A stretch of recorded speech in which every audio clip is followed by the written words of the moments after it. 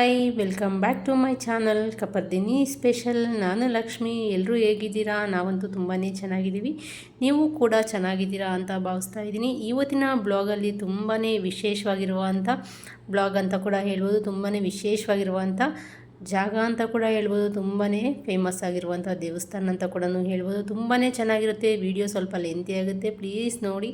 ಹಾಗೆ ತುಂಬಾ ಇನ್ಫಾರ್ಮೇಷನ್ ಗೊತ್ತಾಗುತ್ತೆ. ತುಂಬಾ ಚೆನ್ನಾಗಿದೆ. ಬನ್ನಿ ವಿಡಿಯೋ ಸ್ಟಾರ್ಟ್ ಮಾಡೋಣ. ಅದಕ್ಕೂ ಮುಂಚೆ ಪ್ಲೀಸ್ ನಮ್ಮ ಕಪರ್ದಿನಿ ಸ್ಪೆಷಲ್ ಚಾನಲ್ಗೆ ಸಪೋರ್ಟ್ ಮಾಡಿ, ಸಬ್ಸ್ಕ್ರೈಬ್ ಮಾಡಿ, ಲೈಕ್ ಮಾಡಿ, ಶೇರ್ ಮಾಡಿ, ಕಾಮೆಂಟ್ ಮಾಡಿ. ಪ್ಲೀಸ್ ಸಬ್ಸ್ಕ್ರೈಬ್ ಮಾಡ್ಕೊಳ್ಳಿ.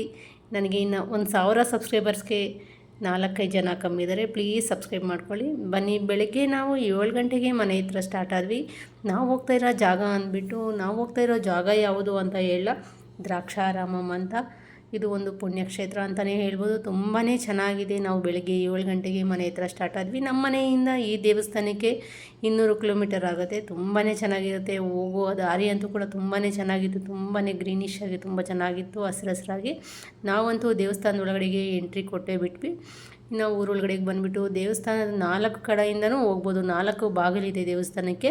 ನೋಡಿ, ನಾವು ಸುತ್ತಾಕ್ಕೊಂಡು ಫ್ರೆಂಡೂರಿಂದ ಹೋಗೋಣ ಅಂತ ಹೇಳಿಬಿಟ್ಟು ಹಿಂದೆಗಡೆ ಬಾಗಿಲಿಂದ ಮುಂದೆಗಡೆ ಬಾಗಿಲು ತನಕ ನಾವು ಹೋದ್ವಿ. ನೋಡಿ, ದೇವಸ್ಥಾನದ ಒಳಗಡೆ ಅಂತೂ ಬಂದುಬಿಟ್ಟು ಇನ್ನು ಹಣ್ಣು ಕಾಯಿ ಹೂವು, ಹಾಗೆ ಇಲ್ಲಿನ ವಿಶೇಷವಾಗಿರುವಂಥ ಹಾಲು ಕೂಡ, ಅಂದರೆ ವಿಶೇಷ ಇಲ್ಲಿ ಹಾಲು ತಗೊಂಡು ಹೋಗಬೇಕು ದೇವಸ್ಥಾನಕ್ಕೆ. ಶಿವಲಿಂಗಕ್ಕೆ ನಾವೇ ಅಭಿಷೇಕ ಮಾಡ್ಕೋಬೋದು. ಹಾಗಾಗಿ ಹೂವು, ಹಣ್ಣು ಕಾಯಿ, ಹಾಲು ಎಲ್ಲ ತಗೊಂಡು ಎಂಟ್ರಿ ಆಗಿದ್ದೀವಿ. ಒಳಗಡೆ ಕಾಲು ತೊಳ್ಕೊಂಡು ದೇವಸ್ಥಾನದ ಒಳಗಡೆ ಹೋಗೋಣ. ತುಂಬಾ ಚೆನ್ನಾಗಿದೆ ಈ ದೇವಸ್ಥಾನ. ಅಂತೂ ವಿಶೇಷವಾಗಿರುವಂಥ ದೇವಸ್ಥಾನ. ಯಾರ್ಯಾರೆಲ್ಲ ಬರೋಕ್ಕಾಗಲ್ವೋ ಅವರೆಲ್ಲ ಖಂಡಿತ ನನ್ನ ವೀಡಿಯೋದಲ್ಲಿ ನೀವು ಕೂಡ ದರ್ಶನ ಮಾಡ್ಕೋಬೋದು ಅಂತಲೇ ಹೇಳ್ತಾ ಇದ್ದೀನಿ. ಬನ್ನಿ, ನಾನಿನ್ನು ಒಳಗಡೆಗೆ ಎಂಟ್ರಿ ಆಗಿ ಸ್ವಲ್ಪ ವೀಡಿಯೋ ಕೂಡ ಶೂಟ್ ಮಾಡ್ಕೊತಾ ಇದ್ದೀನಿ. ವೀಡಿಯೋ ಶೂಟ್ ಮಾಡ್ಕೊಳ್ಳೋಕ್ಕೆ ಜಾಸ್ತಿ ಬಿಡಲಿಲ್ಲ. ಆದರೆ ಇಲ್ಲಿನ ವಿಶೇಷತೆ ಏನಪ್ಪ ಅಂದರೆ 14 ಅಡಿ ಶಿವಲಿಂಗ ಇದೆ. ಅದೇ ವಿಶೇಷ. ನೋಡಿ, ನಿಮಗೆ ಕೂಡ ಕಾಣಿಸ್ತಾ ಇರ್ಬೋದು. ಆದರೆ ಜಾಸ್ತಿ ವೀಡಿಯೋ ಶೂಟ್ ಮಾಡ್ಕೊಳ್ಳೋಕೆ ಬಿಡಲಿಲ್ಲ. ಆದಷ್ಟು ಸ್ವಲ್ಪ ಶೂಟ್ ಮಾಡ್ಕೊಂಡಿದ್ದೀನಿ. ನೋಡ್ತಾ ಇರ್ಬೋದು ನಿಮಗೆ. ಹಸಿರು ಯೆಲ್ಲೋ ಕಲರಲ್ಲಿ ಕಾಣಿಸ್ತಾ ಇದೆಯಲ್ಲ, ಹಳದಿ ಬಣ್ಣದಲ್ಲಿ, ಅದು ಶಿವಲಿಂಗ ಅಂತಲೇ ಹೇಳ್ಬೋದು. ನಾವು ಗ್ರೌಂಡ್ ಫ್ಲೋರಲ್ಲಿ ಕತ್ತಲೇ ಇರುತ್ತೆ ರೂಮೆಲ್ಲ. ಅದು ಗ್ರೌಂಡ್ ಫ್ಲೋರಲ್ಲಿ ನಾವು ನೋಡಿಬಿಟ್ಟು ಮತ್ತೆ ಮೇಲೆಗಡೆ ದರ್ಶನಕ್ಕೆ ಹೋಗ್ತಾ ಇದ್ದೀವಿ. ಕೆಳಗಡೆ ಭಾಗದಲ್ಲಿ ದರ್ಶನ ಮಾಡಿಕೊಂಡು ಮೇಲೆಗಡೆಗೆ ಹೋಗ್ತಾ ಇದ್ದೀವಿ. 2 ಫ್ಲೋರಲ್ಲಿ ಇರುತ್ತೆ, ಗ್ರೌಂಡ್ ಫ್ಲೋರ್ ಮತ್ತು ಫಸ್ಟ್ ಫ್ಲೋರು. ಇದು ಕೂಡ ಸ್ವಯಂಭೂಲಿಂಗ ಅಂತಲೇ ಹೇಳ್ಬೋದು. ಸ್ವಯಂಭೂಲಿಂಗನೇ. ಇಲ್ಲಿರುವಂಥ ದೇವರ ಹೆಸರು ಬಂದುಬಿಟ್ಟು ಭೀಮೇಶ್ವರ್. ಅಮ್ಮನ ಹೆಸರು ಬಂದುಬಿಟ್ಟು ಮಾಣಿಕಾಂಬ ದೇವಸ್ಥಾನ ಅಂತ ಹೇಳ್ತಾರೆ ಇಲ್ಲಿನ ಜನ. ಮಾಣಿಕಾಂಬ ದೇವಿ. ಮತ್ತು ಶಿವನ ಹೆಸರು ಬಂದುಬಿಟ್ಟು ಭೀಮೇಶ್ವರ್. ನೋಡಿ, ನಾವು ಇವಾಗ ದರ್ಶನಕ್ಕೆ ಹೋಗ್ತಾ ಇದ್ದೀವಿ. ಗ್ರೌಂಡ್ ಫ್ಲೋರಲ್ಲಿ ದರ್ಶನ ಮುಗಿಸ್ಕೊಂಡು ಮೇಲೆಗಡೆಗೆ ಫಸ್ಟ್ ಫ್ಲೋರಲ್ಲಿ ಇದ್ದೀವಿ. ಆದರೆ ಸುತ್ತು ದೇವಸ್ಥಾನ ಅಂತೂ ಇಲ್ಲಿಗೆ ಎಷ್ಟು ಚೆನ್ನಾಗಿ ಕಾಣಿಸ್ತಾ ಇತ್ತು. ಹಾಗಾಗಿ ಸುತ್ತು ಕೂಡ ನಾನು ಕೂಡ ಶೂಟ್ ಮಾಡಿಕೊಂಡೆ. ನೋಡಿ ಎಷ್ಟು ಚೆನ್ನಾಗಿತ್ತೋ. ಹಾಗೆ ನಾವಿನ್ನು ಒಳಗಡೆಗೆ ಎಂಟ್ರಿ ಕೊಡ್ತಾಯಿದ್ದೀವಿ. ಒಳಗಡೆ ನೋಡೋಣ, ಆದರೆ ನಮಗೆ ವೀಡಿಯೋ ಮಾಡ್ಕೊಳ್ಳೋಕೆ ಬಿಡ್ತಾರೆ ಅಂದ್ಕೊಂಡೆ, ಆದರೆ ಬಿಡಲಿಲ್ಲ. ಓಕೆ ಆಯಿತು ಅಂತ ಇನ್ನು ಬಂದಿದ್ದ ತಕ್ಷಣ ಎಡಭಾಗಕ್ಕೆ ಗಣೇಶ ಇತ್ತು. ಹಾಗೆ ಶಿವ ಪಾರ್ವತಿಗಳು ಕೂಡ ಇದ್ದರು. ಅವ್ರನ್ನ ಕೂಡ ಶೂಟ್ ಮಾಡಿಕೊಂಡು ದರ್ಶನ ಮಾಡಿಕೊಂಡು ಇಲ್ಲಿಗೆ ನಾನು ಮೊಬೈಲನ್ನು ಆಫ್ ಮಾಡಿ ಇನ್ನು ದರ್ಶನಕ್ಕೆ ನಾನು ಕೂಡ ಹೋಗ್ತಾ ಇದ್ದೀನಿ. ದರ್ಶನ ಮುಗಿಸ್ಕೊಂಡು ಕೆಳಗಡೆ ಭಾಗಕ್ಕೆ ಬಂದ್ವಿ. ನಾವಿನ್ನು ಗ್ರೌಂಡ್ ಫ್ಲೋರ್ಗೆ ಬಂದುಬಿಟ್ಟು ತಾಯಿಯನ್ನು ದರ್ಶನ ಮಾಡ್ಕೊತಾ ಇದ್ದೀವಿ. ಅಮ್ಮನ ಕೂಡ ನನಗೆ ವಿಡಿಯೋ ಶೂಟ್ ಮಾಡ್ಕೊಳ್ಳೋಕ್ಕೆ ಬಿಡಲಿಲ್ಲ. ಲಾಸ್ಟ್ ಟೈಮ್ ಬಂದಾಗಂತೂ ನಾವು ಇಲ್ಲೇ ಅಭಿಷೇಕ ಮಾಡ್ಕೊಂಡ್ವಿ. ಆದರೆ ಈ ಸಲ ನಾವು ಬೆಂಗಳೂರಿಂದ ಒಂದು ಸಲ ಬಂದಿದ್ವಿ. ಆವಾಗ ಒಳಗಡೆನೇ ನಮಗೆ ಅಭಿಷೇಕ ಮಾಡೋಕ್ಕೆ ಬಿಟ್ಟಿದ್ರು. ಇವಾಗ ಇಲ್ಲಿ ಮಾಡೋಕ್ಕೆ ಬಿಡಲಿಲ್ಲ, ಬೇರೆ ಕಡೆ ಇದೆ ಅಂತ ಹೇಳಿದ್ರು. ಇನ್ನು ಹಾಗೆ ನಾವು ಬಂದ್ವಿ. ಇಲ್ಲಿನ ವಿಶೇಷತೆ ದೇವಸ್ಥಾನ. ಇಲ್ಲಿ ಕೂಡ ನೋಡಿ, ರಾಗಿ ಮರದ ಸುತ್ತೂ ಕೂಡ ನಾಗರಕಲ್ಲಿದೆ. ಇಲ್ಲಿ ತುಂಬಾ ಈ ಜಾಗಕ್ಕೆ ಒಂದು ಹೇಳೋಕ್ಕಾಗಲ್ಲ. ಅದು ತುಂಬಾ ಪವಿತ್ರವಾಗಿದೆ, ತುಂಬಾ ಚೆನ್ನಾಗಿದೆ ದೇವಸ್ಥಾನ. ಅಂತೂ ತುಂಬ ಇಷ್ಟ ಆಯಿತು ನನಗೆ. ತುಂಬಾ ಇಷ್ಟ ನನಗೆ. ನಾನಿದು ಸೆಕೆಂಡ್ ಟೈಮ್ ಬರ್ತಾ ಇದ್ದೀನಿ. ಇವಾಗ ಈ ದೇವಸ್ಥಾನದಲ್ಲಿ ಈ ರಾಗಿ ಮರದಲ್ಲಿ ಸುತ್ತೂ ಈ ಥರ ನಾಗರಕಲ್ಲಿರುತ್ತೆ. ಆದರೆ ಕೆಳಗಡೆ ಭಾಗಕ್ಕೆ ಬಂದರೆ ಶಿವಲಿಂಗ ಅಂತೂ ತುಂಬಾ ಚೆನ್ನಾಗಿದೆ. ಯಾರಿಗೆ ಶಿವಲಿಂಗ ಇಷ್ಟ ಇರಲ್ಲ ಹೇಳಿ. ತುಂಬಾ ಚೆನ್ನಾಗಿತ್ತು ಶಿವಲಿಂಗ. ನೋಡಿ, ಇಲ್ಲಿರುವಂಥ ಶಿವಲಿಂಗಕ್ಕೆ ಬ್ರಹ್ಮಸೂತ್ರ ಇದೆ.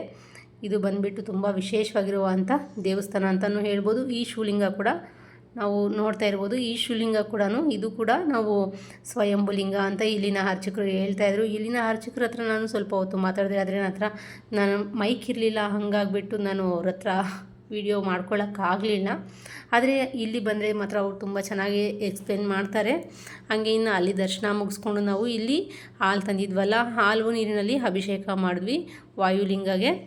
ಫಸ್ಟೆಲ್ಲ ಅಲ್ಲೇ ಅಭಿಷೇಕ ಮಾಡೋಕ್ಕೆ ಬಿಡ್ತಾಯಿದ್ರು, ಆದರೆ ಇವಾಗ ಅಲ್ಲಿ ಮಾಡೋಕ್ಕೆ ಬಿಡಲ್ವಂತೆ. ಹಾಗಾಗಿ ಇಲ್ಲೇ ಅಭಿಷೇಕ ಮುಗಿಸ್ಕೊಂಡು ನಾವಿನ್ನು ಊಟಕ್ಕೆ ಬಂದ್ವಿ. ಇಲ್ಲಿನ ವಿಶೇಷ ಊಟ ತುಂಬಾ ಚೆನ್ನಾಗಿತ್ತು ಅಂತ ಹೇಳ್ಬೋದು. ಎಲ್ಲ ಕಡೆ ಕೂಡ ದೇವಸ್ಥಾನದಲ್ಲಿ ಊಟ ಪ್ರಸಾದ ಆಗ್ಬೋದು ತುಂಬಾ ಚೆನ್ನಾಗಿರುತ್ತೆ. ಹಾಗೆ ಇಲ್ಲೂ ಕೂಡ ತುಂಬಾ ಚೆನ್ನಾಗಿತ್ತು. ಮೊದಲಿಗೆ ನಮಗೆ ಇಲ್ಲಿ ಆಂಧ್ರ ಸ್ಟೈಲ್ ಪಪ್ಪು, ಹಾಗೆ ಕೇಸರಿ ಬಾತು, ಸ್ವಲ್ಪ ಚಿತ್ರಾನ್ನ, ಇದನ್ನು ಇಲ್ಲಿ ಪುಳಿಯೋಗರೆ ಅಂತಾರೆ ಚಿತ್ರಾನ್ನ, ಮತ್ತು ವೈಟ್ ರೈಸು, ಹಾಗೆ ಅದಕ್ಕೆ ಬೆಂಡೆಕಾಯಿ ಸಾರು, ಅನ್ನ, ಹಾಗೆ ಮಜ್ಜಿಗೆ, ತರಕಾರಿ ಸಾರು, ರಸಮು ಎಲ್ಲ ಇತ್ತು. ತುಂಬಾ ಚೆನ್ನಾಗಿತ್ತು. ಹಾಗೆ ಆಂಧ್ರ ಸ್ಟೈಲ್ ಪಚ್ಚಡಿ ಅಂತ ಚಟ್ನಿ ಕೂಡ ಒಂದಿತ್ತು. ನಾವೆಲ್ಲ ಇನ್ನು ಊಟ ಮುಗಿಸ್ಕೊಂಡು ಹಾಗೆ ಇನ್ನು ಆವಾಗೆ ತುಂಬ ಜನ ಇದ್ರಲ್ಲ, ಹಾಗಾಗಿ ಇವಾಗ ಕ್ಲೋಸಿಂಗ್ ಟೈಮ್ ಇದು ದೇವಸ್ಥಾನದ್ದು 1:30ಗೆ ಕ್ಲೋಸ್ ಆಗಿರುತ್ತೆ. ಹಾಗಾಗಿ ಜನ ಎಲ್ಲ ಊಟಕ್ಕೆ ಹೋಗಿರ್ತಾರೆ ಅಂತ ಹೇಳಿ ನಾವು ಇನ್ನು ದೇವಸ್ಥಾನ ನೋಡೋಣ ಇನ್ನೊಂದು ಸಲ ಅಂತ ಹೇಳಿ ಇನ್ನೊಂದು ಸಲ ಬಂದ್ವಿ. ಆವಾಗಂತೂ ತುಂಬ ಚೆನ್ನಾಗಿ ಎಲ್ಲ ಕಡೆಯೂ ಶಿವಲಿಂಗಗೆ ಅಭಿಷೇಕ ನಡೀತಾ ಇರುತ್ತೆ, ಅಂದರೆ 12 ಗಂಟೆ ತನಕ. ಆಮೇಲೆ ಎಲ್ಲರೂ ಇನ್ನು ಬಾಗಿಲು ಸ್ವಲ್ಪ ಹೊತ್ತು ಮುಚ್ತಾರೆ, ದೇವಸ್ಥಾನದ ಕ್ಲೋಸ್ ಆಗುತ್ತೆ 12 ಗಂಟೆ ಮೇಲೆ ಕ್ಲೋಸ್ ಆಗುತ್ತೆ, 1-2 ಅವರು. ಹಾಗಾಗಿ ಇನ್ನು ಆ ಟೈಮಲ್ಲಿ ಅಭಿಷೇಕ ಮುಗಿಸ್ಬಿಟ್ಟು ಅಲಂಕಾರ ಮಾಡಿರ್ತಾರೆ, ನೋಡೋಣ ಅಂತ ಹೇಳಿ ಬಂದ್ವಿ ನಾವು ಕೂಡ. ಸೇಮ್ ಬಂದುಬಿಟ್ಟು ಇನ್ನೊಂದು ಸಲ ಶೂಟ್ ಮಾಡಿಕೊಂಡೆ ನಾನು. ಆವಾಗ ತುಂಬ ಕ್ರೌಡ್ ಇತ್ತು ಅಂತ ಹೇಳಿ ಇನ್ನೊಂದು ಸಲ ಶೂಟ್ ಮಾಡ್ಕೊಂಡ್ಬಿಟ್ಟು ಇನ್ನು ಹಂಗೆ ಶಿವಲಿಂಗದ ಕಡೆ ಹೋದೆ. ಶಿವಲಿಂಗಗೂ ಕೂಡ ಅಭಿಷೇಕ ಎಲ್ಲ ಮುಗಿಸಿದ್ರಲ್ಲ, ಅಂದರೆ ಇಲ್ಲಿ ಕಲ್ಯಾಣಿಯಿಂದ ನೀರು ತೊಗೊಬಂದು ನಾವೇ ಅಭಿಷೇಕ ಮಾಡ್ಕೋಬೋದು. ಅಂದರೆ ಇಲ್ಲಿ ಪ್ರದಕ್ಷಿಣೆ ಮಾಡಿಬಿಟ್ಟು ನಮಗೇನಾದರೂ ಬೇಡಿಕೆ ಇದ್ದರೆ ಬೇಡ್ಕೊಂಡ್ರೆ ಅದನ್ನು ನೆರವೇರಿಸುತ್ತೆ ಅಂತ ಎಲ್ಲರೂ ಹೇಳ್ತಾರೆ. ನಾನು ಕೂಡ ಅಂದ್ಕೊಂಡಿದ್ದೆ ಲಾಸ್ಟ್ ಇಯರ್ ಏನೋ ಅದು ನೆರವೇರಿತ್ತು.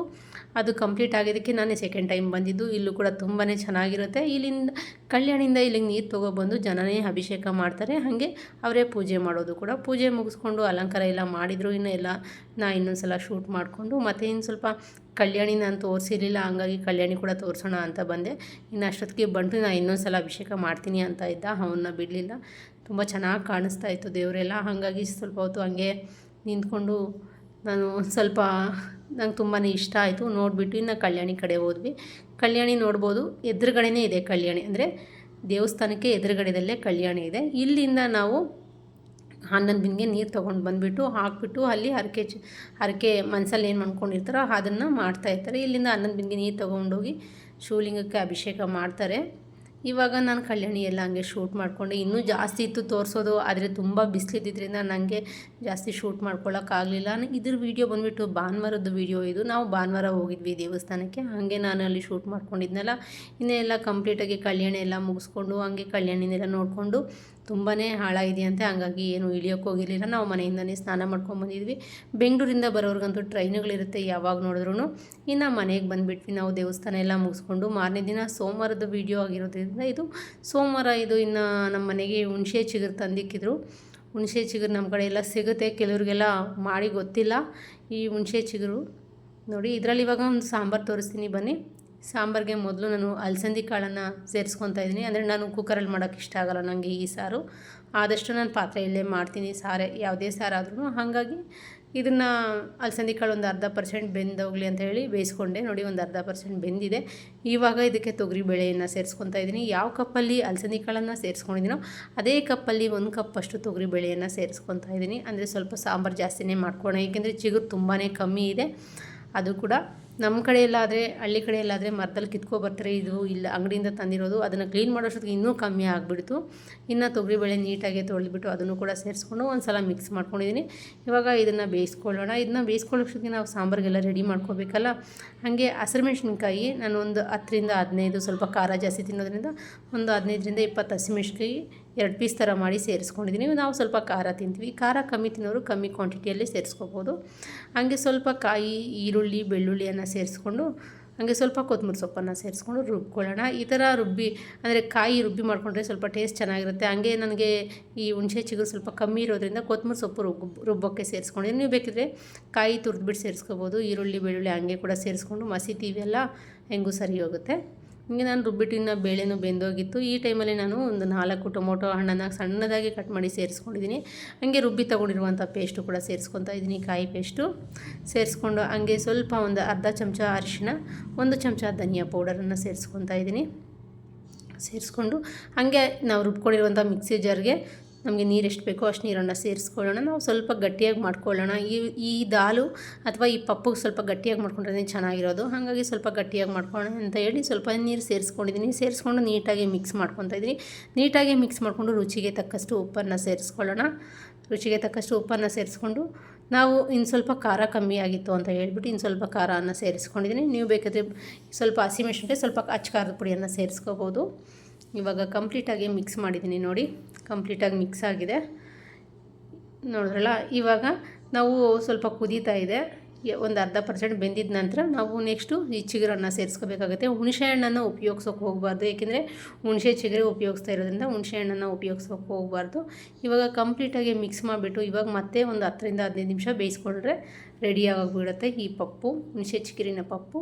ನೋಡಿ ಚೆನ್ನಾಗಿ ಕುದೀತಾ ಇದೆ. ನಾನು ಇನ್ನು ಸ್ಟವ್ ಆಫ್ ಮಾಡಿಬಿಟ್ಟು ಇದನ್ನು ಮಸಿಯೋಕ್ಕೆ ಇದರಲ್ಲಿ ಇರುವಂಥ ರಸ ಎಲ್ಲ ಒಂದು ಸೈಡಿಗೆ ತೆಗಿತಾ ಇದ್ದೀನಿ. ಒಂದು ಸೈಡಿಗೆ ತೆಗೆದುಬಿಟ್ಟು ನುಣ್ಣಗೆ ಮಸಿಬೇಕಾಗತ್ತೆ. ಅಂದರೆ ರುಬ್ಬೋಕ್ಕೆಲ್ಲ ಹೋಗಬೇಡಿ, ಗ್ರೈಂಡರ್ ಮಿಕ್ಸಿಗೆಲ್ಲ ಕೆಲವು ರುಬ್ಕೊಬಿಡ್ತಾರೆ, ಆ ಥರ ಎಲ್ಲ ರುಬ್ಬೋಕ್ಕೆ ಹೋಗ್ಬೇಡಿ, ಚೆನ್ನಾಗಿರಲ್ಲ. ಆದಷ್ಟು ಮಸಿಯೋದು ತೊಗೊಂಬಿಟ್ಟು ಮಸ್ಕೊಂಬಿಡಿ, ತುಂಬಾ ಚೆನ್ನಾಗಿರುತ್ತೆ.